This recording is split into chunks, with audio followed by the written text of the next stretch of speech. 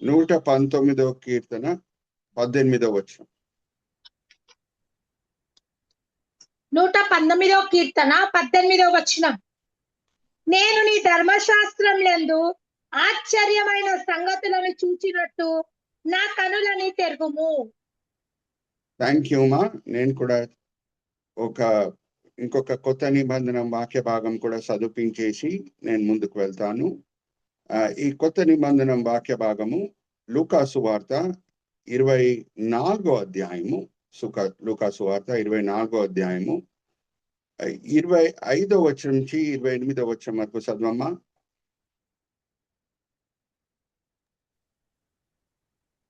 లూకా సువార్త 24వ అధ్యాయము 25వ వచనం నుంచి.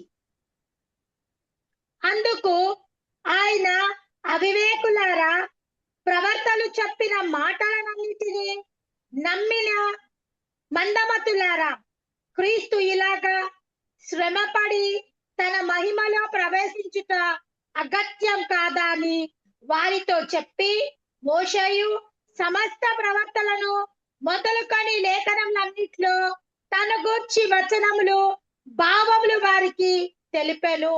ఇంతలో తాము వెలుచున్న గ్రామము దగ్గరికి వచ్చినప్పుడు ఆయన ఇంకా కొంత దూరం వెళ్ళినట్లు అగుపడగా, వారు సాయంకాలము వచ్చినది, ప్రొద్దు గ్రుంకినది, మాతో కూడా ఉండమని చెప్పి ఆయనను బలవంతం చేసిరి. కనుక ఆయన వారితో కూడా ఉండుటకు లోపలికి వెళ్ళను. థ్యాంక్ యూ అమ్మా. ఆయన వారితో కూడా చాలు. నేను చిన్న ప్రార్థన చేసి ముందుకు వెళ్తాను. తండ్రి, ఈ సమయం బట్టి ఎంతో వందనాలు. ఈ జూమ్ మీటింగ్ బట్టి ఎంతో వందనాలు తండ్రి. సహోదరి కరుణ దెబోరా గారికి మీరు ఇచ్చిన ఈ దర్శనం బట్టి ఎంతో వందనాలు. ఎంతో ఆసక్తితో ఈ జూమ్ మీటింగ్స్ సహోదరి కండక్ట్ చేస్తున్నారు. అలాగే తండ్రి, ఈ సమయంలో జూమ్ మీటింగ్ లో పాల్గొనటకు వచ్చిన ప్రతి వ్యక్తి బట్టి ఎంతో వందనాలు తండ్రి.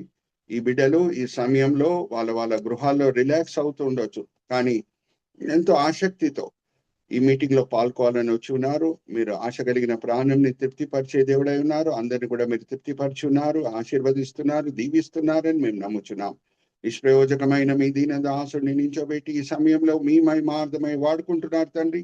దాన్ని బట్టి నేను మిమ్మల్ని స్తుతిస్తున్నాను.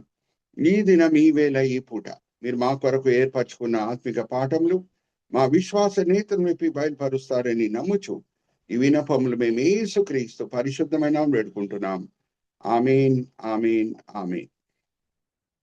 మనం ఈస్టర్ తర్వాత దినముల్లో ఉన్నాం కాబట్టి ఈ దినం నేను మీ ముందు తీసుకొని వచ్చే టైటిల్ ఏంటంటే of Easter and the issue of identification. Brother Raj Kumar గారు, you can point a cursor at the heading of Easter and the issue of identification.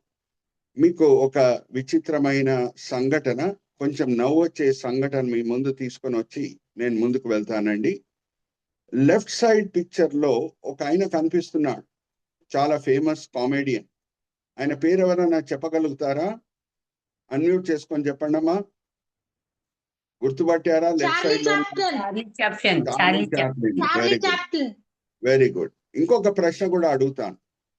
ఒక చార్లీ చాప్లిన్ నే చాలా మందికి నవ్వు కలిగించగలుగుతున్నాడంటే, చాలా మంది చార్లీ చాప్లిన్ ఒకే స్టేజ్ లో కనిపిస్తే నవ్వు ఎక్కువ ఉంటుందా ఉండదా అడుగుతున్నా మిమ్మల్ని.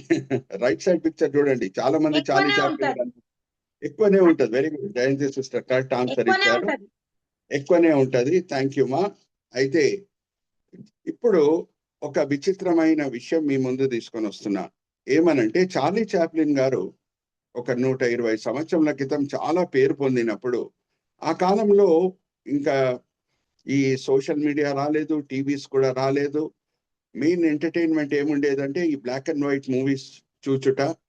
ఇంకా ఏమైంది అని అంటే, యూరోపా ఖండంలో, అమెరికా ఖండంలో చార్లీ చాప్లిన్ లుక్ అలైక్ కాంటెస్ట్లు స్టార్ట్ అయినాయి. ఏం స్టార్ట్ అయినాయి? Charlie Chaplin look alike contest, అంటే ఆయన వలె నటించే షోస్ అన్నమాట. అంటే పెద్ద డయస్ ఉండేది, దాని మీద చార్లీ చాప్లిన్ వలె డ్రెస్ చేసుకొని చాలా మంది వచ్చేవారు. ఆయన లెక్క మేకప్ వేసుకునేవారు. ఇంకా వాళ్ళకు ఒక అంశం ఇవ్వబడేది. చార్లీ చాప్లిన్ ఎలాగా ఆ అంశం ప్రకారంగా నటిస్తాడో వీళ్ళు నటించి చూపించాలన్నమాట. జడ్జెస్ ఉండేవారు, ఆ డయస్ పక్కనే కూర్చుండేవారు. వాళ్ళు చూసేవారు ఎవరు చార్లీ చాప్లిన్ లెక్క నటిస్తున్నారు, ఎవరు చాలా మంచిగా నటిస్తున్నారు, అదంతా కూడా చూసి first prize, second prize, third prize ఇచ్చేవారు. ఇంకా పెద్ద క్రౌడ్ కూడా వచ్చేసేది. ఎక్కడ చార్లీ చాప్లిన్ లుక్ అలైక్ కాంటెస్ట్లు జరుగుతున్నాయో అక్కడ చాలా క్రౌడ్ కూడా వచ్చేసేది. ఇప్పుడు ఈ right side picture brother Raj Kumar గారు రైట్ సైడ్ పిక్చర్ మీద కర్సర్ పెట్టి చూపించండి. ఇది ఒక Charlie Chaplin look alike contest టైంలో తీసుకున్న ఫోటో ఇది. ఆ కాలంలో అంతా కూడా బ్లాక్ అండ్ వైట్ ఫోటోసే కదా, అందుకు ఇది బ్లాక్ అండ్ వైట్ ఫోటో. అయితే ఏం జరిగింది అని అంటే ఈ ఒక సందర్భంలో శాన్ ఫ్రాన్సిస్కో పట్టణంలో, శాన్ ఫ్రాన్సిస్కో అంటే తెలుసు అమెరికా దేశంలో ఉంది, శాన్ ఫ్రాన్సిస్కో పట్టణంలో ఒక Charlie Chaplin look alike contest నడుస్తుంది. ఆ Charlie Chaplin look alike contest నడిచినప్పుడు చాలా మంది క్రౌడ్ లో ఉన్నారు, చూచుటకు వచ్చారు, జడ్జెస్ ఉన్నారు. అక్కడ పోటీలో పాల్గొన్న వాళ్ళందరూ కూడా చాలా చక్కగా నటించుటకు ప్రయత్నిస్తున్నారు. ఎవరికి తెలియకుండా నిజమైన Charlie Chaplin look alike contest లో పాల్గొన్నాడు. చాలా విచిత్రమైన విషయం, మీరు గూగుల్లో కూడా వెళ్ళి చెక్ చేయొచ్చు. శాన్ ఫ్రాన్సిస్కో పట్టణంలో 1915లో నిజమైన చార్లీ చాప్లిన్ ఎవరికి తెలియకుండా Charlie Chaplin look alike contest లో పాల్గొన్నాడు. అయితే విచిత్రమైన విషయం ఏంటంటే, ఆశ్చర్యం పుట్టించే విషయం ఏంటంటే, చార్లీ చాప్లిన్ కి దుఃఖము, మనకందరు కూడా నవ్వు పుట్టించే విషయం ఏంటంటే, నిజమైన చార్లీ చాప్లిన్ కి థర్డ్ ప్రైజ్ కూడా దొరకలేదండోయ్. నిజమైన Charlie Chaplin look alike contest లో థర్డ్ ప్రైజ్ కూడా దొరకలేదు. అంటే జడ్జెస్ గుర్తుపట్టలేకపోయారు నిజమైన చార్లీ చాప్లిన్. ఈ మాటలు నేను ఎందుకు చెప్తున్నానంటే, పునరుద్ధానం అయిన తర్వాత కొంచెం ఐడెంటిటీ క్రైసిస్ ప్రభువారి జీవితంలో మనకు కనిపిస్తుంది. ఆ ఐడెంటిటీ క్రైసిస్ ఏంటి? నేను మిమ్మల్ని ఒక ప్రశ్న అడుగుతాను, మీరు అన్మ్యూట్ చేసుకొని జవాబు ఇవ్వండి. పునరుద్ధానుడైన ప్రభుని మొదటిగా చూసింది మగ్దలేన మరియ. ఆమె యేసుక్రీస్తు ప్రభువారిని, పునరుద్ధానుడైన ప్రభుని గుర్తుపట్టిందా, లేకపోతే తోటమాలి అనుకుంటుందా? అన్మ్యూట్ చేసుకొని చెప్పండి. మగ్దలేన మరియ తోటమాలి అనుకుంది. మరి ఇమాయు గ్రామం వైపు నడుచుకొని వెళ్ళే ఇద్దరు శిష్యులు ప్రభువారు వాళ్ళతో పాటు కలిసి నడిచినప్పుడు వాళ్ళు ప్రభువారిని గుర్తుపట్టారా, గుర్తుపట్టలేదా? ఇమాయు గ్రామం వైపు వెళ్ళే ఇద్దరు శిష్యులు గుర్తుపట్టలేదు. వెరీ గుడ్, రైట్ ఆన్సర్ అమ్మా. మరి నెక్స్ట్ స్లైడ్ కి మనం వెళ్దాం. ఇక్కడ చూడండి, ప్రభువారు భయంతో ఒక గది లోపల కూడిన శిష్యులు వాళ్ళ మధ్యన వచ్చారు. వాళ్ళ మధ్యన వచ్చినప్పుడు ఇక్కడ అందరు కూడా శిష్యులు భయపడి యేసుక్రీస్తు ప్రభువాని, పునరుద్ధానుడైన ప్రభుని గుర్తుపట్టలేదు, కానీ వాళ్ళు ఆయన భూతం అనుకున్నారంట. ఒకసారి చదవమ్మా, లూకాసు వార్త 24వ అధ్యాయం 36, 37 వచనాలు. లూకాసు వార్త 24వ అధ్యాయం 36, 37. లూకాసు వార్త 24వ అధ్యాయము 34వ వచనము. 36, 37. ప్రభు నిజంగా లేచి సిమియోనుకును కనబడనని చెప్పుకొనుచుండిరి. వారిది విని త్రోవలో జరిగిన సంగతులను, ఆయన రొట్టెలు విరుచుట వల్ల తమకేలాగా తెలియబడనో అదియు తెలియజేసిరి. వారిలాగా మాట్లాడుచుండగా ఆయన వారి మధ్యలో నిలిచి, మీకు సమాధానం అవును గాక అని వారితో అనెను. అయితే వారు దిగులు పడి భయాక్రాంతులై భూతము తమకు కనబడనని తలంచిరి. అప్పుడు ఆయన చాలు, పునరుద్ధానుడైన ప్రభుని గుర్తుపట్టలేకపోతున్నారు, భూతం అనుకుంటున్నారు. సో రియల్ ఐడెంటిటీ క్రైసిస్ మనకి పోస్ట్ రిజరక్షన్ మనకు కనిపిస్తుంది. అందుకే ఈరోజు నేను వాడే సబ్-హెడింగ్ ఏంటంటే, of Easter and the issue of identification. పునరుద్ధానం అయిన తర్వాత ఒక ఐడెంటిటీ క్రైసిస్ మనము చూస్తున్నాం ప్రభువారి జీవితంలో. మగ్దలేన మరియ ప్రభువాన్ని గుర్తుపట్టలేదు. ఇమాయు గ్రామంకి నడుచుకొని వెళ్ళి ఇద్దరు శిష్యులు ప్రభువాన్ని గుర్తుపట్టలేదు. ఆయనతో పాటు 3.5 సంవత్సరాలు పరిచర్య చేసిన అపోస్తులు 11 మంది ఉన్నారు. యూదా ఇస్కరియోతు అయితే అప్పటికే ఉరి వేసుకొని చనిపోయాడు. ఈ 11 మంది కూడా గుర్తుపట్టలేదు. ఈ పిక్చర్ లో మీరు చూస్తే ప్రభువారు కనిపించారు అని వాళ్ళ బాడీ లాంగ్వేజ్ లో సంతోషం కనిపిస్తుందా, భయం కనిపిస్తుందా? అన్మ్యూట్ చేసుకొని చెప్పండి. ఈ పిక్చర్ మీకు చూపిస్తున్నాను కదా. భయము, భూతమని భయపడుతుండ్రు. చూడండి.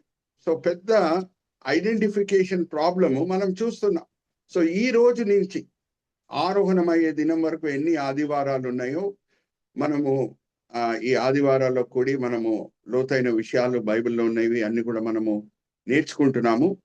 ఈ రోజు నుంచి ఆరోహణం దినం వరకు ప్రభువారు 40 రోజులు శిష్యులకు కనిపించారంట. సో ఈ 40 రోజుల్లో ఎన్ని ఆదివారాలు ఉన్నాయో ఆరోహణం దినం వరకు మనము ఈ ఐడెంటిఫై అనే సబ్జెక్ట్ తీసుకొని అనేక పాఠములు మనము నేర్చుకుందాం.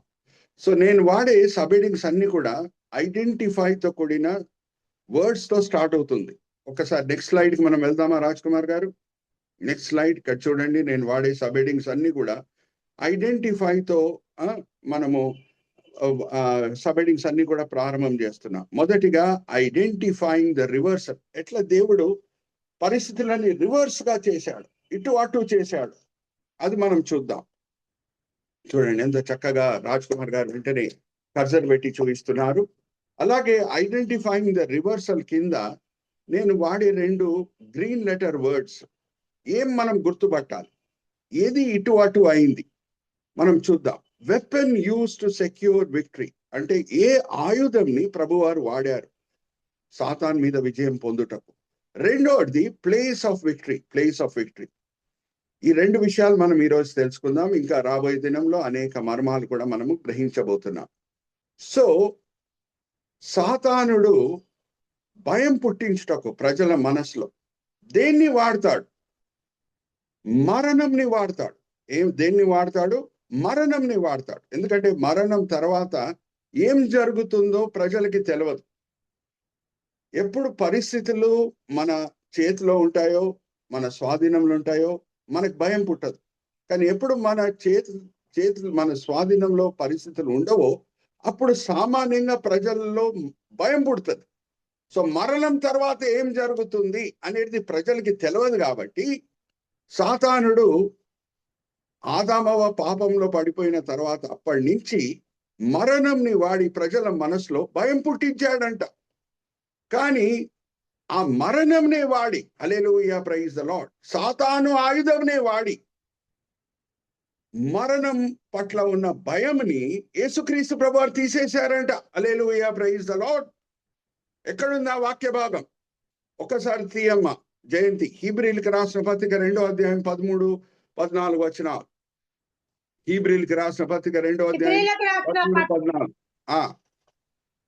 హెబ్రీలకు రాసిన పత్రిక 2వ అధ్యాయము 13వ వచనం.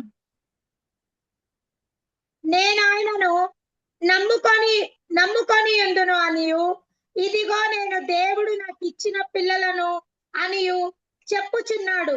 కాబట్టి ఆ పిల్లలు రక్త మాంసములు గలవారినందున ఆ ప్రకారమే మరణం యొక్క బలము గలవారిని, అనగా అపవాదిని మరణం ద్వారా నశింపజేయుటకు జీవిత కాలమంతయు మరణ భయం చేత దాస్యమునకు లోబడిన వారికి విడిపించుటకును ఆయన కూడా రక్త మాంసములతో పాలివారాయను.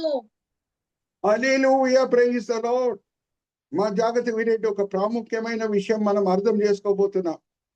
యేసుక్రీస్తు ప్రభువారు శరీరధారి అయి రాకుండుంటే శారీరక మరణము వీలయ్యేది కాదు. శారీరక మరణం వీలు కాకుండా ఉంటే శారీరక పునరుద్ధానం వీలయ్యేది కాదు. శారీరక పునరుద్ధానం వీలు కాకుండా ఉంటే సాతానుడు ఇప్పటి వరకు మరణంని ఆయన ఆయుధంగా వాడేవాడు, వాడుతున్నాడు. ఆ సాతానుడిని ఓడగొట్టడానికి ఆ మరణం అనే ఆయుధంని వాడి సాతాన్నే ఓడగొట్టడానికి వీలయ్యేది కాదు. ప్రజల మనసులో మరణం పట్ల ఉన్న భయంని తీసివేయడానికి వీలయ్యేది కాదు. ఒక్కటి ఒక దాని మీద ఆధారం పడి ఉన్నది. ఆయన శరీరధారి అయి వస్తేనే శారీరక మరణం వీలైతుంది, శారీరక మరణం వీలైతేనే పునరుద్ధానం వీలైతుంది, పునరుద్ధానం వీలైతేనే ప్రజల మనసులో సాతానుడు మరణం పట్ల ఏ భయం పుట్టిస్తున్నాడో ఆ భయంని తీసివేయుటకు వీలైతుంది, సాతాన్ని ఓడగొట్టుటకు వీలైతుంది. Hallelujah, praise the Lord. ఎక్కడున్నారో అక్కడ హల్లెలూయా చెప్పండి. నాకు హల్లెలూయాలు వినిపించాలి. Hallelujah, praise the Lord. అర్థమవుతుందా? సో జాగ్రత్త వినండి. ఎందుకు దేవుడు హీబ్రీయులకు రాసిన పత్రిక 1వ అధ్యాయం 1వ వచనంలో ఇలాగ రాపించాడు. నేను అన్ని కూడా చదివించట్లేదు సహోదరి జయంతితో సమయం సేవ్ చేయుటకు. హీబ్రీయులకు రాసిన పత్రిక 1వ అధ్యాయం 1వ వచనం ఎలాగ ప్రారంభమవుతుంది? అనేక సమయంలో అనేక విధానాలుగా మన పరమ తండ్రి యేసుక్రీస్తు ప్రభువారు శిలువ మీద ముగించే రక్షణ ప్రణాళిక గురించి మాట్లాడుతూనే వచ్చాడంట పితరులతో. అంటే పితరులు అంటే యూదుల పితరులు అబ్రహాము, ఇసాకు, యాకోబు, ఇంకా వేరే ఇజ్రాయెల్ ప్రజలతో దేవుడు ప్రవక్తలను వాడి అనేక విధానాలుగా అనేక సమయంలో మాట్లాడుతూనే వచ్చాడు. ఎందుకంటే ఒక్క యేసుక్రీస్తు ప్రభువారి జీవితం మీద లోక రక్షణనే ఆధారపడి ఉన్నది. సో ప్రవచనాలు ఉన్నాయి యేసుక్రీస్తు ప్రభువారి జీవితంలో జరిగే మైలురాయి సంఘటనల గురించి, అలాగే సూచనలు కూడా ఉన్నాయి. హల్లెలూయా, ప్రైజ్ ది లార్డ్. సో నేను పోయినసారి మట్టల ఆదివారం దినం ప్రసంగించినప్పుడు ఈ జూమ్ మీటింగ్ లో యేసుక్రీస్తు ప్రభువారిని నిర్గమకాండంలో ఏది సూచిస్తుంది అనేది నేను మీతో పంచుకున్నాను. ఎంతమందికి గుర్తుంది? అన్మ్యూట్ చేసుకొని చెప్తారా? యేసుక్రీస్తు ప్రభువారిని నిర్గమకాండంలో మనం చూస్తే ఏం సూచిస్తుంది? ఆది కాండంలో ఏం సూచిస్తుందో విడిగా సూచనలు ఉన్నాయి. నిర్గమకాండంలో ఏం సూచిస్తుందో విడిగా సూచనలు ఉన్నాయి. లేవి కాండంలో సూచనలు ఉన్నాయి, సంఖ్యాకాండంలో సూచనలు ఉన్నాయి, అలాగే ద్వితోపదేశ కాండంలో సూచనలు ఉన్నాయి. ఎంతమంది గుర్తుంది? పామ్ సండే మెసేజ్ ఎంతమంది విన్నారు? మట్టల ఆదివారం దినం ఎంతమంది జాయిన్ అయ్యారు? ఎవరైనా చెప్పగలుగుతారా? పాస్టర్ గారు పామ్ సండే రోజు మనం ఇద్దరమే షేర్ చేసుకున్నాం పాస్టర్ గారు. ఆ రోజు జాయిన్ అవ్వలేదు. సో దాని తర్వాత యూట్యూబ్ లో ఉన్న మెసేజ్ విన్నారని నేను ఆశిస్తున్నాను. పర్వాలేదు, మీరు వినలేదు కాబట్టి మీరు జాయిన్ కాలేదు కాబట్టి నేను చెప్తున్నాను. పస్కా గొర్రె పిల్ల యేసుక్రీస్తు ప్రభువారిని సూచిస్తుంది. హల్లెలూయా, ప్రైజ్ ది లార్డ్. అలాగే లేవి కాండంకి మనం వస్తే అందరు పాపంలని మోసుకొని వెళ్ళి ఆ మేక, లేవి కాండం 16వ అధ్యాయంలో మనం చూడొచ్చు, అది యేసుక్రీస్తు ప్రభువారిని సూచిస్తుంది. సంఖ్యాకాండంకి మనం వస్తే ఎత్తబడిన ఇత్తడి సర్పం యేసుక్రీస్తు ప్రభువారిని సూచిస్తుంది. అలాగే ద్వితోపదేశ కాండంకి మనం వెళ్తే మోషే ప్రవక్త యేసుక్రీస్తు ప్రభువారిని సూచిస్తున్నాడు. హల్లెలూయా, ప్రైజ్ ది లార్డ్. నాలాంటి ప్రవక్త వస్తాడని ద్వితోపదేశ కాండం 18వ అధ్యాయంలో 18వ వచనంలో మోషే చెప్పటం మనకి అందరు కూడా తెలుసు. సో సూచనలు ఉన్నాయి, ప్రవచనాలు ఉన్నాయి. ఒక సూచన, యేసుక్రీస్తు ప్రభువారు సాతానాయుధంనే వాడి సాతాన్ని ఓడగొడతాడనే మాట ఒక సూచన ఎక్కడుంది అని అంటే, నేను మిమ్మల్ని ఒక ప్రశ్న అడుగుతాను. మీ ప్రశ్నకి జవాబు నేను పొందినప్పుడు ఆ జవాబులని ఒక గొప్ప సూచన ఉన్నది. ప్రశ్న ఏంటంటే, దావీదు గోలియాతుని చంపుటకు, జాగ్రత్త వినండి, దావీదు ఆయన సొంత ఆయుధాలు ఏమైనా వాడా? ఆర్ గోలియాతు ఖడ్గంని వాడి చంపాడా గోలియాతుని? అంటే రాయి విసిరేసినప్పుడు తగిలింది, కింద పడాడు, అప్పుడు చనిపోలేదు గోలియాతు. గోలియాతు ఆయుధంని వాడి దావీదు గోలియాతుని చంపాడా, లేకపోతే దావీదు దగ్గర ఏమైనా ఆయుధం ఉండిందా? మీరే చెప్పండి. గొలియాత్ ఆయుధంని వాడి గొలియాతుని చంపడం జరిగింది. దావీదు దగ్గర ఏ ఆయుధాలు లేవు. Praise the lord, hallelujah, praise the lord. So పునరుద్ధానం చేత ఏం జరుగుతున్నది? యేసుక్రీస్తు ప్రభువారు చనిపోయి చావు దెబ్బ కొట్టాను. Hallelujah, praise the lord.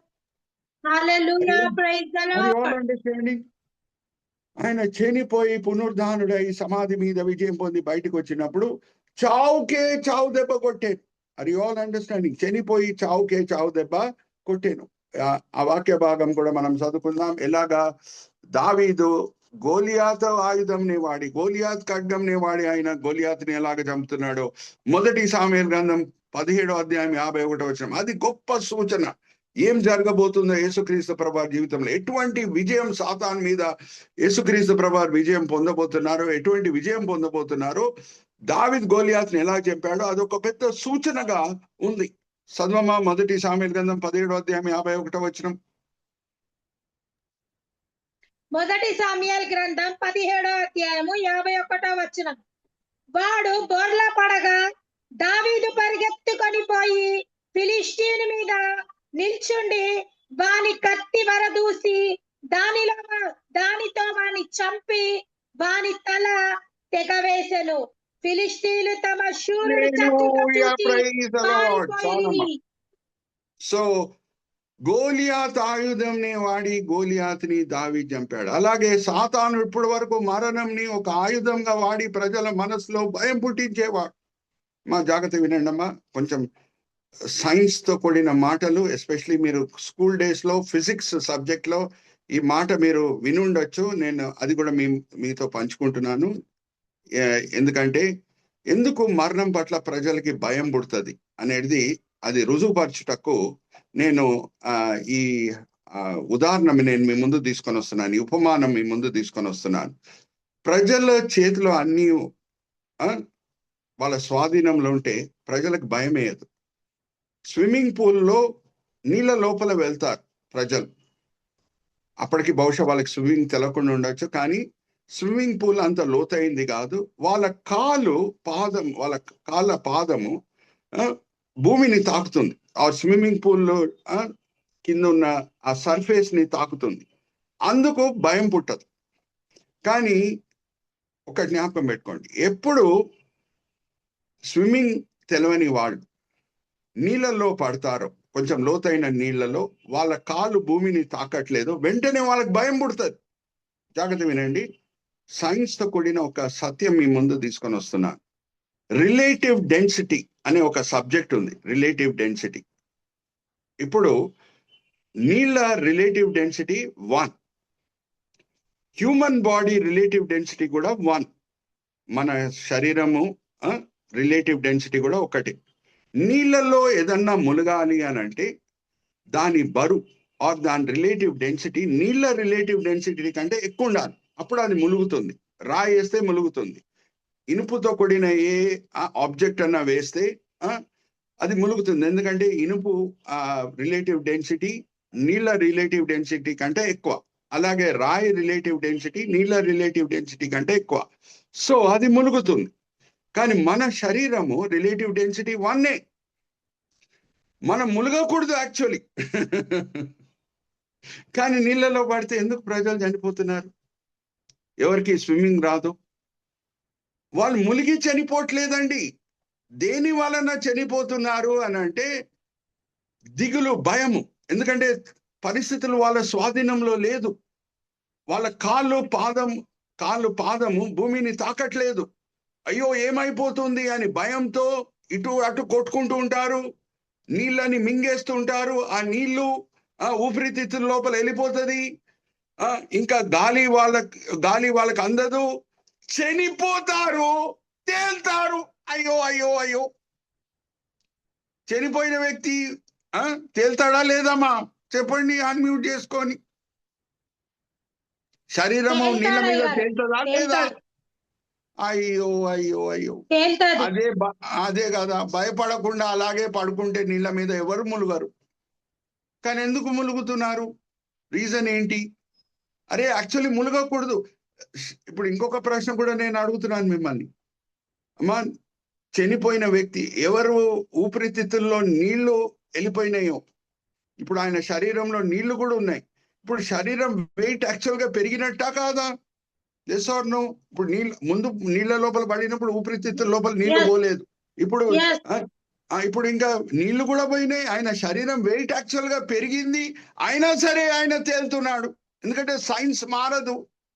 Science లో ఎప్పుడన్నా relative density of human body is 1, relative density of water is 1. So actual గా ములగకూడదు, కానీ ఎందుకు ములుగుతున్నారు?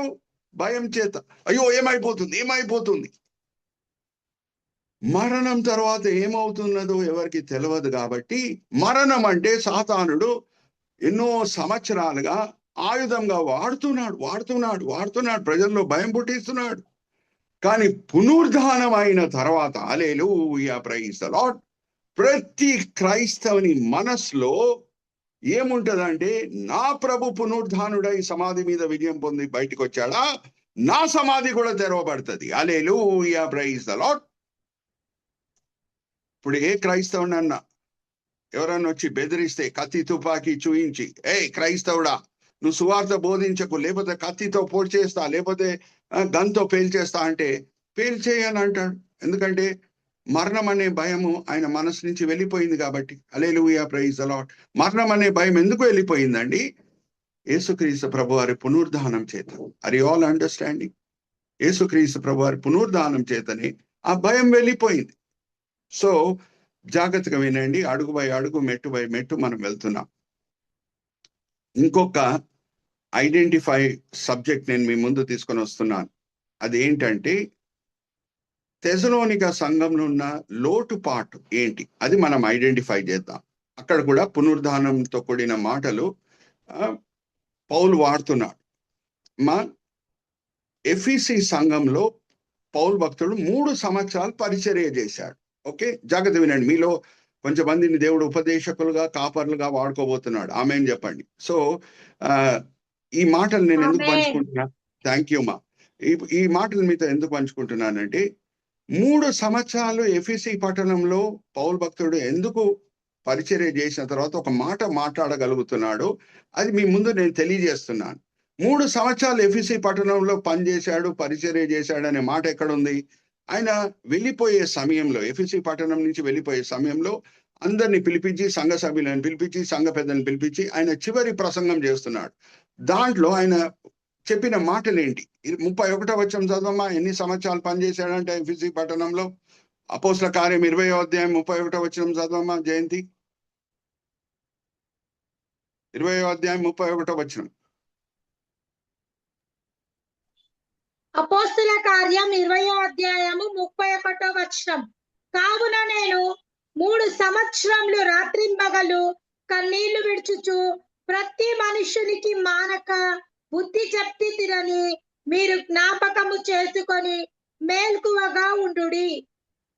3 సంవత్సరాలు పరిచర్య చేశాడు అమ్మా. చాలమ్మా, 3 సంవత్సరాలు పరిచర్య చేశాడు. అందుకు ఒక మాట ఆయన పలకగలుగుతున్నాడు. చాలా ముఖ్యమైన మాట.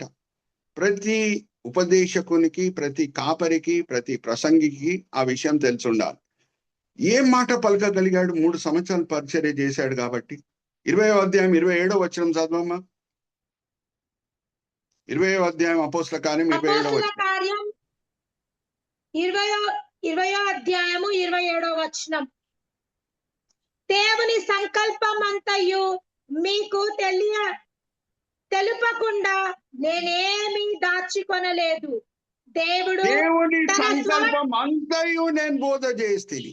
దేవుని సంకల్పం అంతయు నేను బోధ చేస్తుంది. మా దేవుని సంకల్పం అంటే ప్రతి కాపరి, ప్రతి ఉపదేశకుడు దేవునికి ఒక విషయం బట్టి లెక్కలియాలి. క్రైస్తవ జీవితంలో 3 విషయాలు ఉన్నాయి: ప్రేమ, నిరీక్షణ, విశ్వాసం. 1 కొరింథీయులకు రాసిన పత్రిక 13వ అధ్యాయం 13వ వచనంలో ఏమని రాయబడి ఉన్నది? చివరిలో ఏం మిగిలినాయంట? ప్రేమ, నిరీక్షణ, విశ్వాసం. ప్రతి ఉపదేశకుని బాధ్యత ఏంటంటే, ప్రేమ గురించి సంఘ సభ్యులను బలపరచాలి, విశ్వాసం బట్టి బలపరచాలి, నిరీక్షణ బట్టి బలపరచాలి. ఈ 3 విషయంలో బట్టి ఒక సేవకుడు, ఒక ఉపదేశకుడు, ఒక కాపరి ఆయనకి ఇవ్వబడిన మందని ఆయన బలపరుస్తే, విశ్వాసంలో, ప్రేమలో, నిరీక్షణలో, అప్పుడు ఆయన చెప్పగలుగుతాడు నేను దేవుని సంకల్పం అంతయు బోధ చేశాను అని. లేకపోతే వీలు ఉండదు. 3 సంవత్సరాలు అక్కడ ఉన్నాడు కాబట్టి ఎఫీసీ పట్టణంలో ఈ మాటలు ఆయన పలకగలిగాడు. ప్రేమతో కూడిన విషయాలన్నీ బోధ చేశాడు, విశ్వాసంతో కూడిన విషయాలన్నీ బోధ చేశాడు, నిరీక్షణతో కూడిన విషయాలన్నీ కూడా బోధ చేశాడు. ఈ 3 విషయాల్లో ఎఫీసీ సంఘ సభ్యులను ఆయన బలపరిచాడు. ఇప్పుడు కొంచెం మందికి తెలిసే ఉంటది. నేను ఒక ప్రశ్న అడిగి ముందుకు వెళ్తాను. ఎంత సమయం తెసలోనిక సంఘంలో ఆయన గడపాలని కోరుకున్నాడో ఆయన గడపగలిగాడా? 17వ అధ్యాయానికి మనం వస్తే జాగ్రత్తగా వినండి. నేను మొదటి 9 వచనాలు పెద్ద భాగం కాబట్టి నేను చదివించట్లేదు, నేను దాని సారాంశం ఇస్తున్నాను. తెసలోనిక సంఘంకి వస్తే అక్కడ ఎక్కువ సమయము పౌలు భక్తుడు గడపడానికి వీలు ఉండలేదు. రీజన్ ఏంటంటే వెంటనే శ్రమలు వచ్చినాయి. శ్రమలు రాగానే ఏమైనాయి, ఎంత సమయం పౌలు భక్తుడు అక్కడ ఉన్న విశ్వాసుల దగ్గర సమయం గడపాలని కోరుకున్నాడు. ఎవరెవరు మారుమనసు పొందారో క్రైస్తవులు, వాళ్ళని ఎలాగా ప్రేమలో, నిరీక్షణలో, విశ్వాసంలో బలపరచాలని కోరుకున్నాడు. అంత బలపరచుటకు ఆయనకు వీలు కాలేదు. ఎందుకంటే అంత సమయం ఆయన గడపలేకపోయాడు. ఒకసారి తీయమ్మ అపోస్తల కార్యం 17వ అధ్యాయము, అపోస్తల కార్యం 17వ అధ్యాయము 7వ వచనం నుంచి 9వ వచనం. అక్కడ ఉన్న ఇంకా సభ్యులు, అరే పౌలు భక్తుడు ప్రాణమే ఆపదలో ఉందని తెస్సలోనిక సంఘ విశ్వాసులు ఏం చేశారంటే రాత్రి వేళ రహస్యంగా ఆయనని బిరియా పట్టణంకి పంపించేశారంట. ఎంత సమయం గడపాలో అంత సమయం ఆయన గడపలేకపోయాడు. ఒకసారి చదవమ్మా అపోస్తల కార్యం 17వ అధ్యాయం 7వ వచనం నుంచి 9వ వచనం. అపోస్తల కార్యములు 17వ అధ్యాయము 7వ వచనం నుంచి. వీరందరూ యేసు అను వేరొక రాజున్నాడని చెప్పి కైసారు చట్టములను విరోధముగా నడుచుకొని వారు అని కేకలు వేసిరి. ఈ మాటలు వినుచున్న జన సమూహము పట్టణపు అధికారులను కలవరపరిచిరి. వారు యెసోను వద్దకు మిగిలిన వారి యొద్దకు జామీను తీసుకొని వారిని విడుదల చేసిరి. వెంటనే సహోదరులు రాత్రి వేళ పౌలు శీలను బెరియాకు పంపించిరి. వారు వచ్చి యూదుల సమాజ మందిరంలో ప్రవేశించిరి. చాలమ్మా. సో ఎంత సమయం గడపాలో గడపలేదు. ఎఫెసీ పట్టణంలో 3 సంవత్సరాలు గడిపాడు కాబట్టి ఆయన చెప్పగలుగుతున్నాడు, దేవుని సంకల్పం అంతయు నేను బోధ చేశానని చెప్పగలుగుతున్నాడు. ఇక్కడ అంత సమయం లేదు, కానీ ఆయన ఆత్మిక తండ్రి అయి ఉన్నాడు. ఈ సంఘ సభ్యులకి ఆత్మికంగా వాళ్ళు ముందుకు సాగుతున్నారా, ఆత్మికంగా సరిగా ఉన్నారా, నిలకడగా ఉన్నారా అనే మనసులో ఆ విషయం బట్టి ఆయన మనసులో కంగారు ఉంది. సో ఇక్కడ చూడండి, ఇదే గ్రీక్ దేశం అమ్మ, ఇదే గ్రీక్ దేశము. ఉత్తరం వైపు తెస్సలోనిక పట్టణం ఉంటుంది. ఇంకా మనము కింద వస్తే దక్షిణం వైపు ఏముంటుందంటే కొరింథు పట్టణం ఉంటుంది. కొరింథు పట్టణంకి వచ్చిన తర్వాత ఆయన మనసులో ఉన్న కంగారు, నా ఆత్మిక పిల్లలు ఎలాగున్నారు, ఆత్మికంగా నిలకడగా ఉన్నారా అని తెలుసుకోవడానికి తిమోతి, ఆయన ఆత్మిక కొడుకు తిమోతిని తెస్సలోనిక సంఘంకి పంపించాడు. ఎలాగున్నారు వాళ్ళు తెలుసుకోవడానికి పంపించాడు. తిమోతి రిపోర్ట్ తీసుకొని వస్తున్నాడు.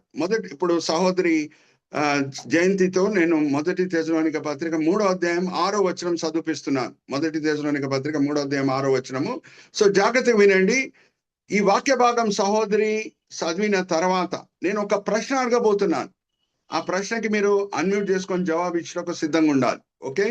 సో 1 తెస్సలోనిక పత్రిక 3వ అధ్యాయం 6వ వచనం. తిమోతి అక్కడ వెళ్ళాడు, చూశాడు, వాళ్ళ ఆత్మికత ఎలాగుందో అన్ని కూడా పరీక్షించాడు, తిరిగి వచ్చి రిపోర్ట్ ఇచ్చాడు పౌలుకి. సో పౌలు భక్తుడు ఏమని రాస్తున్నాడు మనం చూద్దామా, చదవమ్మా. అన్మ్యూట్ చేసుకోమా జయంతి. 1 తెస్సలోనిక పత్రిక 3వ అధ్యాయం 1 తెస్సలోనిక పత్రిక 3వ అధ్యాయం 6వ వచనం. అన్మ్యూట్ చేసుకొని చదవమ్మా. 1 తెస్సలోనికి రాసిన పత్రిక 3వ అధ్యాయము 6వ వచనం. తిమోతియు ఇప్పుడు మీ యొద్ద నుండి మా యొద్దకు వచ్చి మేము మిమ్మల్ని ఎలాగ చూడ ఆపేక్షించున్నామో అలాగనే మీరు మమ్ములని చూడ ఆపేక్షించుచు ఎల్లప్పుడూ మమ్ములని ప్రేమతో జ్ఞాపకము చేసుకొనుచున్నారని మీ విశ్వాసమును గురించి, మీ ప్రేమని గురించి సంతోషకరమైన సమాచారమును మాకు తెచ్చెను. విశ్వాసం గురించి, ప్రేమ గురించి సంతోషంతో కూడిన సమాచారం తీసుకొని వచ్చాను. విశ్వాసం గురించి, ప్రేమ గురించి, నిరీక్షణ గురించి ఉందా అడుగుతున్నా మిమ్మల్ని. అన్మ్యూట్ చేసుకొని చెప్పండి అమ్మా. ప్రేమ గురించి, విశ్వాసం గురించి బానే ఉంది సమాచారము. నిరీక్షణ గురించి ఏమన్నా అక్కడ ఉందా అడుగుతున్నా. అన్మ్యూట్ చేసుకొని చెప్పండి. నిరీక్షణ అనే మాట మనకు అనిపించిందా? లేదే గారు, కనబడలేదు. ఎందుకు? పౌలు భక్తుడు ఎంత సమయం గడపాలని కోరుకున్నాడో గడపలేదు కాబట్టి నిరీక్షణ విషయంలో వాళ్ళు అంతగా బలపరచబడలేదు. ఎవరన్నా తోడు క్రైస్తవులు తెసలోనిక సంఘంలో చనిపోతే అందరూ దుఃఖిస్తున్నారు. అయ్యో ఈయన చనిపోయాడే, అయ్యో ఈయన మా దగ్గర నుంచి దూరం అయిపోయాడే అని దుఃఖిస్తున్నారు. అందుకు మొదటి తెసలోనిక పత్రిక రాయబడింది.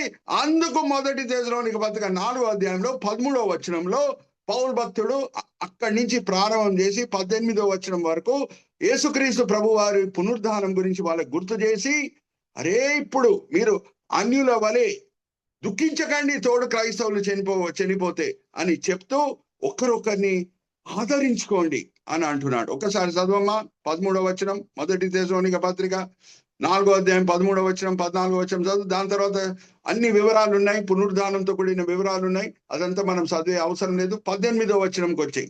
మొదటి తెసలోనిక పత్రిక 4వ అధ్యాయం 13, 14 చదువు. దాని తర్వాత 18వ వచనంకి వచ్చాయమ్మా. మొదటి తెసలోనికి రాసిన పత్రిక 4వ అధ్యాయము 14వ వచనము. యేసు మృతి పొంది 13వ వచనంతో స్టార్ట్ చేయమ్మా.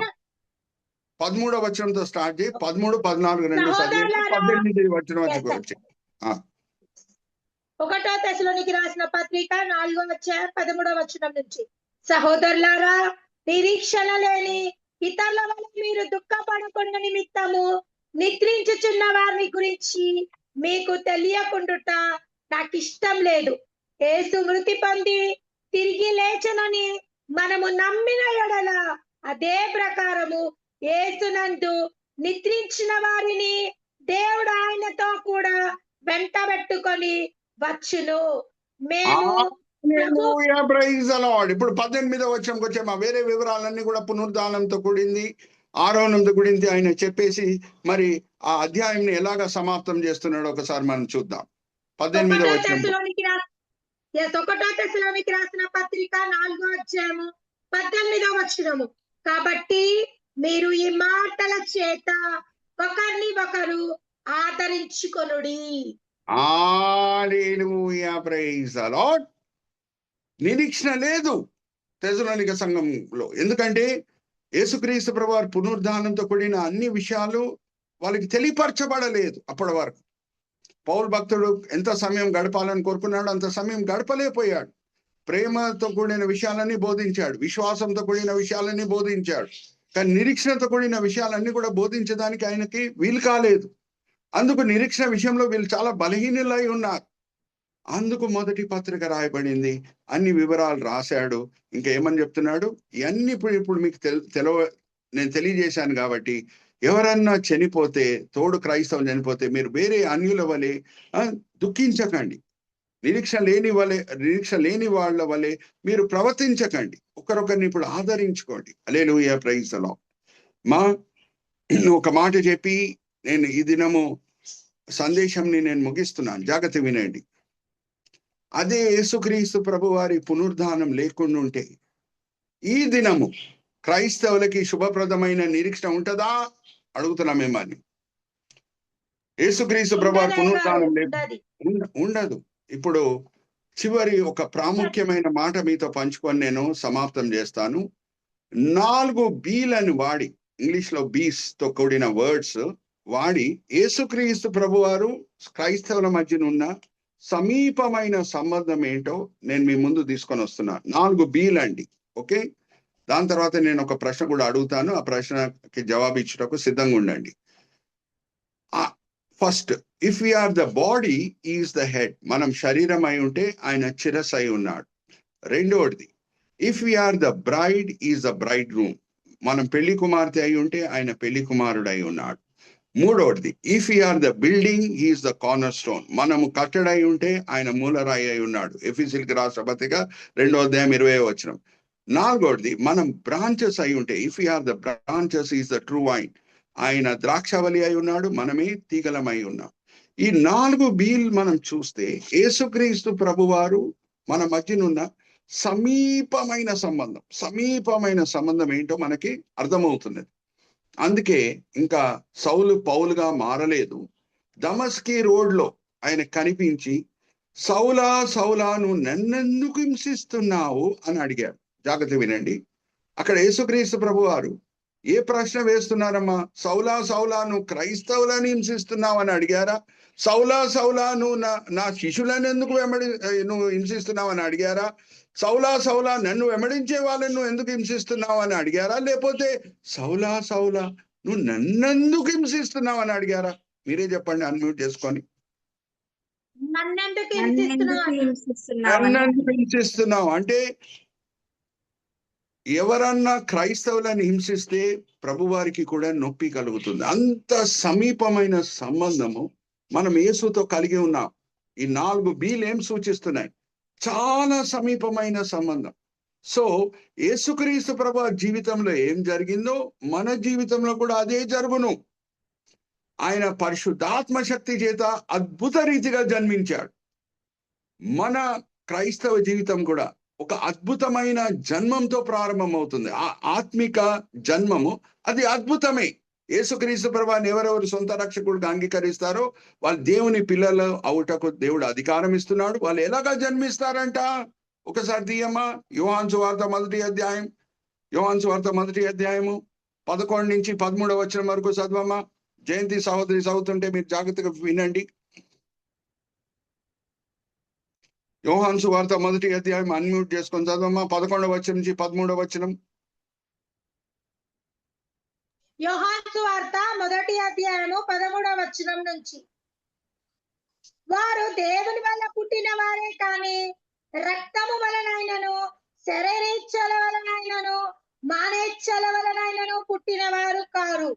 ఆ వాక్యము శరీరధారి అయి. అమ్మా 11వ వచనం నుంచి చెప్పానమ్మా. 13వ వచనంకి వచ్చి అమ్మా నువ్వు 13వ వచనంకి వచ్చేసావమ్మా. 11వ వచనం యోహాను సువార్త 1వ అధ్యాయం. యోహాను సువార్త 1వ అధ్యాయము 11వ వచనం నుంచి. ఆయన తన స్వకీయుల యొద్దకు వచ్చెను, ఆయన స్వకీయులు ఆయనను అంగీకరింపలేదు. తను ఎందరు అంగీకరించిరో వారికందరికి, అనగా తన నామము యందు విశ్వాసముంచిన వారికి దేవుని పిల్లలగుటకు ఆయన అధికారం అనుగ్రహించను. వారు దేవుని వల్ల పుట్టిన వారే కాని రక్తము వలనైనను శరీరేచ్ఛల వలనైనను మానేచ్ఛల వలనైనను పుట్టిన వారు కారు. ఆ వాక్యము. సో జాగ్రత్త వినండి. మన ఆత్మిక జన్మం ప్రతి క్రైస్తవ కుటుంబంలో పుడితే క్రైస్తవుడు అయిపోడు.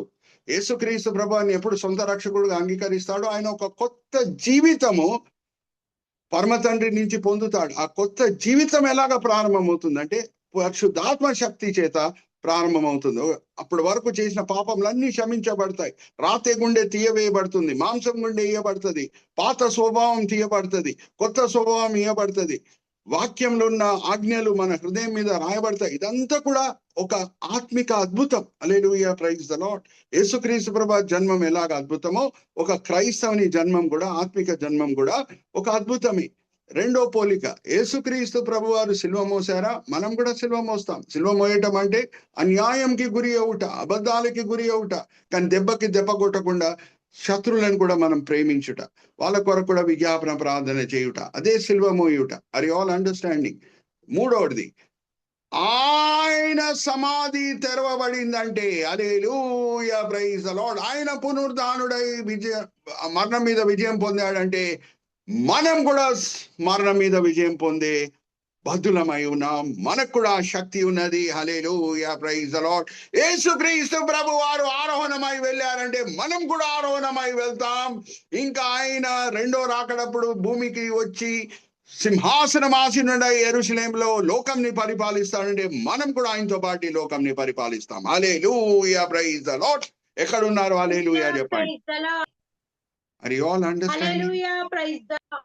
Thank you, ma. Thank you. So, ఏం జరుగుతున్నది పునరుద్ధానం వలన? ఈ సత్యం మనం గ్రహిస్తున్నామా? Identifying the reversal.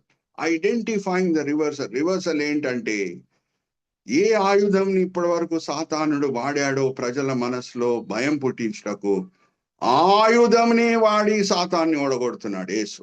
ఆయుధంని వాడే మరణం పట్ల ఉన్న భయంని తీసివేసేస్తున్నాడు ప్రజల మనసులో. హల్లెలూయా, ప్రైజ్ ది లార్డ్. ఎలాగా దావీదు గోలియాత్ ఆయుధంని వాడి గోలియాతుని చంపాడో, యేసుక్రీస్తు ప్రభువారు సాతాను ఆయుధం. ఇప్పటి వరకు మరణం సాతాను ఆయుధం అయి ఉండింది ఇదే విషయంలో, ప్రజల మనసులో భయం పుట్టించుటకు. అదే వాడి సాతాన్ని ఓడగొట్టాడు. హల్లెలూయా, ప్రైజ్ ది లార్డ్. ఇంకా ప్లేస్ ఆఫ్ విక్టరీ అనేది బ్రదర్ రాజ్ కుమార్ గారు ఆ బి మీద కూడా కొంచెం ఫోకస్ పెట్టండి. ప్లేస్ ఆఫ్ విక్టరీ చూడండి. దేవుల్లో నేను ఎప్పుడు చెప్తుంటాను, దేవుళ్ళలో ఉన్న ప్రత్యేకమైన గుణములు బట్టి ఆయనను మనం ఆరాధించే బదులమై ఉన్నాం. దేవుడు మనకు అప్పచెప్పిన అన్నిటికంటే ప్రాముఖ్యమైన పరిచర్య ఆయనను ఆరాధించే పరిచర్య. ఆరాధన విషయంలో దేవుడు మన జీవితంలో కుమరించిన దీవెనలు బట్టి ఆయనను ఆరాధించడం మంచిదే, కానీ దానికంటే శ్రేష్టమైన ఆరాధన ఏంటంటే ఆయన ఏమై ఉన్నాడు, ఆయన ఉన్న మంచి గుణముల బట్టి ఆయనను ఆరాధించడం మనము నేర్చుకోవాలి. సో ఆయనలో అనేక మంచి గుణములు ఉన్నాయి. ఒక మంచి గుణం ఏంటంటే ఏ విషయంలో మనం ఓడిపోతామో అక్కడే మనం గెలిచేటట్లు చేస్తాడు. ఏ విషయంలో మనం బలహీనులమై ఉన్నామో ఆ బలహీనతని బలంగా మార్చగలుగుతాడు. ఏ క్షేత్రంలో మనం ఓడిపోతున్నామో అక్కడ గెలిచేటట్లు దేవుడు చేస్తాడు. అమ్మా, నేను మిమ్మల్ని అడుగుతున్నా ఒక ప్రశ్న, మీరు అన్మ్యూట్ చేసుకొని జవాబు ఇవ్వండి. పిరికితనం వలన పేతురు ఎన్నిసార్లు బొంకేనమ్మా చెప్పండి? 3 సార్లు. 3 సార్లు. Very good. అదే పేతురుని పెంతెకోస్తు దినంన ధైర్యశాలిగా మార్చి ఎన్ని ఆత్మలను రక్షించేటట్లు పేతురుని వాడుతున్నాడమ్మా? 3000 ఆత్మలు. 3000 ఆత్మలు. హల్లెలూయా, ప్రైజ్ ది లార్డ్. ఎంత చక్కగా సహోదరి జయంతి జవాబిస్తున్నారు చూడండి. అప్పుడప్పుడు అనిపిస్తుంది పేతురు 5 సార్లు బొంకుంటే బాగుండునేమో, 5000 ఆత్మలని రక్షించేటట్లు దేవుడు చేసేవాడేమో అని. హల్లెలూయా, ప్రైజ్ ది లార్డ్. సో ఎక్కడ మనం ఓడిపోతామో అక్కడే గెలిచేటట్లు చేస్తాడు. ఇది మన బలహీనతను దాన్ని బలంగా మార్చగలుగుతాడు. సో జాగ్రత్తగా వినండి. చాలా ముఖ్యమైన పాయింట్ ఇది, పునరుద్ధానంతో కూడిన పాయింట్. యేసుక్రీస్తు ప్రభువారి జీవితంలో ఇది కూడా అకస్మాత్తుగా జరగలేదు. ఆయన కల్వరి కొండ మీద శిల్వ మరణం పొందాడు. ఒక వృక్షం చేత ఈ లోకంలో పాపం వచ్చిందంటే ఇంకొక వృక్షం చేత రక్షణ వచ్చేటట్లు దేవుడు చేస్తున్నాడు. గుడ్ ఫ్రైడే సందేశం అది నేను మీతో పంచుకుంటున్నాను. తర్వాత ఇప్పుడు ఈస్టర్ది కూడా నేను మీతో పంచుకుంటున్నాను. చాలా మంది క్రైస్తవులు దేని వలన పాపం వచ్చింది అంటే ఒక పండు వలన అండి అని అంటారు. కాదండి, వృక్షం. ఆ వృక్షం చాలా ఆకర్షణీయంగా ఉండింది ఆదామవ్వకి. పండనుందా, వృక్షం అని ఉందా? బైబిల్ మనం సరిగా చదువుదాం. తీయమ్మ ఆదికాండం 3వ అధ్యాయం 6వ వచనం. ఆదికాండం 3వ అధ్యాయం 6వ వచనం చదవమ్మా జయంతి. బైబిల్స్ అండర్లైన్ చేసుకోండి. ఆదికాండము 3వ అధ్యాయము 6వ వచనం.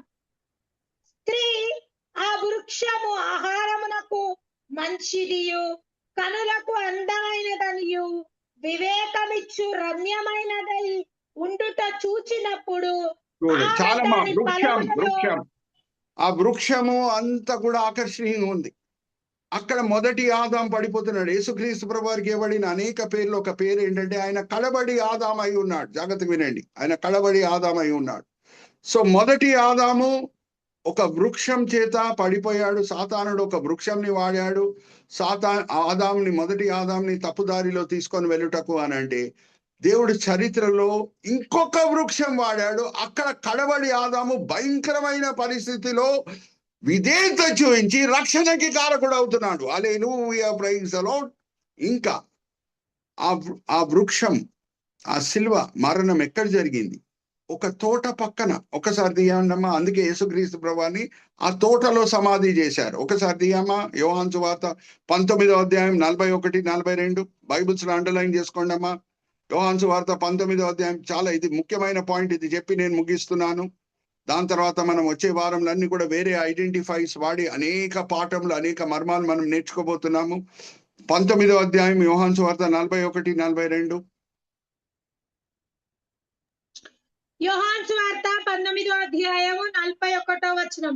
ఆయనను సిలువ వేసిన స్థలంలో ఒక తోట ఉండెను. ఆ తోటలో ఎవడును ఎప్పుడును ఉంచబడని కొత్త సమాధి ఒకటి ఉండెను. ఆ సమాధి సమీపంలో ఉండెను.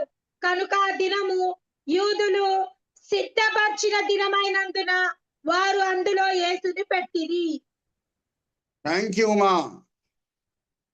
ఇప్పుడు జాగ్రత్తగా వినండి. పునరుద్ధానంతో కూడిన ఒక సత్యం మనం ఐడెంటిఫై చేయాలి, గుర్తుపట్టాలి. అందుకే నేను ఈ సబ్జెక్ట్ అంతా కూడా గుర్తుపట్టడం అని ఐడెంటిఫై అనే వర్డ్స్ వాడుతున్నాను. మొదటి మరణ శిక్ష ఎక్కడ విధింపబడింది? ఒక తోటలో, ఈదేన్ తోటలో. నువ్వు మన్నై ఉన్నావు, తిరిగి మన్న అయిపోతావు. నువ్వు దుమ్ము నుంచి చేయబడావు, మరి దుమ్ముకే నువ్వు చేరుతావు అనే మొదటి మరణ శిక్ష ఒక తోటలో మనకి లేఖనంలో వినిపిస్తున్నది. మరి నిత్య జీవంని సూచించే పునరుద్ధానం ఇంకొక తోటలో జరుగుతుంది. Hallelujah, praise the Lord. Hallelujah, praise the Lord. ఈ సత్యంని మనం గుర్తుపట్టాలి. Hallelujah, praise the Lord. అందుకే నేను ఐడెంటిఫై అనే సబ్హెడింగ్స్ వాడుతున్నాను. ఈరోజు మనం 2 ప్రాముఖ్యమైన ఐడెంటిఫైలు చేశాం. ఒకటి, ఏ ఆయుధంని యేసుక్రీస్తు ప్రభువారు వాడి సాతాన్ని ఓడగొట్టారు. రెండోది, ఎక్కడ పునరుద్ధానం జరుగుతుందో. అది ఎడారిలో జరగలేదు, అడవిలో జరగలేదు, కానీ ఒక తోటలో జరుగుతుంది. ఎందుకంటే మొదటి మరణ శిక్ష ఒక తోటలో విధింపబడిందంటే నిత్య జీవంని సూచించే పునరుద్ధానం ఇంకొక తోటలో జరగాలి. అన్ని కూడా దేవుని చిత్తం ప్రకారంగానే జరుగుతుంది. యేసుక్రీస్తు ప్రభువారు ఎక్కడ సిలువ వేయబడారో అక్కడ పక్కన తోట ఉండటం కూడా అది పరమ తండ్రి చిత్తమే. హల్లెలూయా, ప్రైజ్ ది లార్డ్. ఇక్కడ నేను ముగిస్తున్నానండి. చిన్న ప్రార్థన చేసి మరి నేను బ్రదర్ రాజ్ కుమార్ గారికి ఫ్లోర్ అప్పచెప్తాను. ఈరోజు మనం నేర్చుకున్న పాఠం ఏంటంటే ఐడెంటిఫైయింగ్ ద రివర్సల్. ఎలాగ ఇటు అటు మార్చారో పరమ తండ్రి, అది మనము కనబెట్టుట. మొదటిగా, ఏ ఆయుధంని యేసుక్రీస్తు ప్రభువారు వాడారు. రెండోది, ఏ చోటలో పునరుద్ధానము జరిగింది. చిన్న ప్రార్థన చేసి నేను మరి రాజ్ కుమార్ గారికి ఫ్లోర్ అప్పచెప్తాను. తండ్రి, ఈ సమయం బట్టి ఎంతో వందనాలు తండ్రి. ఈ జూమ్ వేదిక బట్టి ఎంతో వందనాలు. ఎంతో దూరదర్శనంతో, ఎంతో భారంతో తండ్రి సహోదరి దెబోరా ఈ వేదికని స్థాపించున్నారు. దాన్ని బట్టి తండ్రి మేమందరం కూడా ఆశీర్వదించబడుతున్నాము తండ్రి. సార్వత్రిక సంఘం మేలు పొందుతుంది. నేను కూడా ఈ జూమ్ మీటింగ్ లో వచ్చి వాక్య పరిచర్య చేస్తూ నేను కూడా ఆశీర్వదించబడుతున్నాను. ఎంతో ఆసక్తితో టెక్నికల్ కోఆర్డినేషన్ చేసిన సహోదరుడు రాజ్ కుమార్ గారిని దీవించండి. ఎంతో ఆసక్తితో వాక్యం చదివిన సహోదరి జయంతిని దీవించండి. అలాగే తండ్రి ఎవరెవరు ఈ మీటింగ్ లో పాల్గొన్నారో వాళ్ళందరూ కూడా ఈ సాయంత్రం వేళ రిలాక్స్ అవుతూ ఉండొచ్చు. శిరీష భరతరాజ్ గారు, రూత్ గారు, మారీ మాలతి గారు, మేరీ జోన్స్ గారు, హేమలత గారు, వీళ్ళందరూ కూడా రిలాక్స్ అవుతూ ఉండొచ్చు. కానీ ఎంతో ఆసక్తితో మేము ఈ జూమ్ మీటింగ్ లో పాల్గొవాలి, వాక్యపరంగా ఆత్మికంగా మేము బలపరచబడాలని మంచి కోరికలతో వచ్చి ఉన్నారు. మీరు ఆశ కలిగిన ప్రాణంని తృప్తిపరిచే దేవుడై ఉన్నారు. అందరిని కూడా మీరు తృప్తిపరచున్నారు, దీవించున్నారు, ఆశీర్వదించున్నారని మేము నమ్ముచున్నాం. నిష్ప్రయోజకమైన మీ దీన దాసుని నించోబెట్టి మీ మహిమార్థమై వాడుకున్నారు తండ్రి. దాన్ని బట్టి నేను మిమ్మల్ని స్తుతిస్తున్నాను. ఈ దినం, ఈ వేళ, ఈ పూట ఏమేం పాఠాలు మీరు మాకు నేర్పించున్నారు తండ్రి, అది మేము వినే వాళ్ళంగానే కాకుండా అమలు పరిచే వాళ్ళంగా మమ్మల్ని సరిదిద్దండి. ఏమేం సత్యాలు కొత్తగా మేము గ్రహించామో, నేర్చుకున్నామో తోడు క్రైస్తవులతో పంచుకునేటట్లు మమ్మల్ని ప్రోత్సహించండి. ఎంతో కృషితో బ్రదర్ రాజ్ కుమార్ గారు ఈ సెషన్స్ అన్నిటిని కూడా యూట్యూబ్ లో అప్లోడ్ చేస్తున్నారు తండ్రి. ఆ యూట్యూబ్ లింక్స్ అన్ని కూడా మాకు తెలిసిన క్రైస్తవులకి మేము సర్క్యులేట్ చేసేటట్లు మమ్మల్ని ప్రోత్సహించండి. ఈ విన్నపములు మేము యేసుక్రీస్తు పరిశుద్ధమైన నామమున వేడుకుంటున్నాం. ఆమీన్, ఆమీన్, ఆమీన్. Thank you so much.